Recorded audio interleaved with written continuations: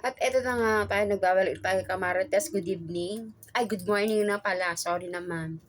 Kasi bago pala ako matutulog. So, now, eto na yung aking filler.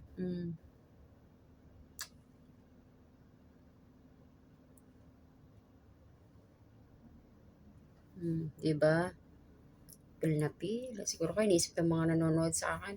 Pil na lang ng babaeng to. Alam mo bagay na bagay, hindi naman. Chas! Diba? Kailan yan? Ganyan talaga tayo. Inunahan ko na kayo. Diba? Sabi sa akin ng aking amo, sabi sa akin, yung amo kong lalaki, sabi niya sa akin, wala ka namang asawa. Sabi niya sa akin, you don't have husband. You don't have boyfriend. So how? Why you put pillar? So who the one kiss you? Ay, diba? Sana all talaga. Diba? Okay lang yan. Sabi ko sa kanya, okay lang yan. Maghahanap tayo dyan. Rechos! Diba? Yung chin. Maganda rin yung chin. Pero, matigas-tigas pa rin yung chin. Sa una, siya may nagtatanong sa akin na masakit ba? Yes, masakit talaga. Yung pagturok, hindi ko naramdaman kasi meron naman anesthesia. Although ako talaga ako sa turok, sa injection or ano.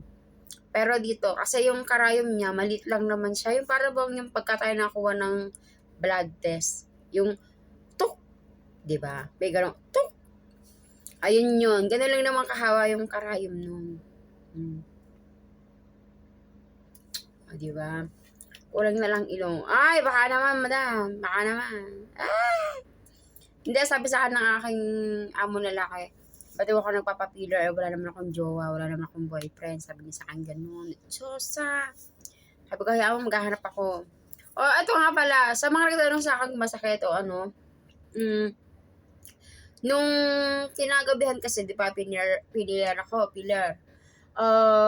Gabi, hindi ako masyado nakatulog. Bagos kinaumagahan, nilagyan ko agad ng ice.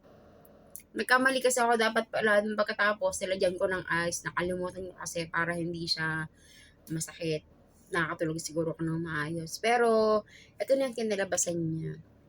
After 5 days, today 5 days, kasi yesterday 4. Diba? Diba pa?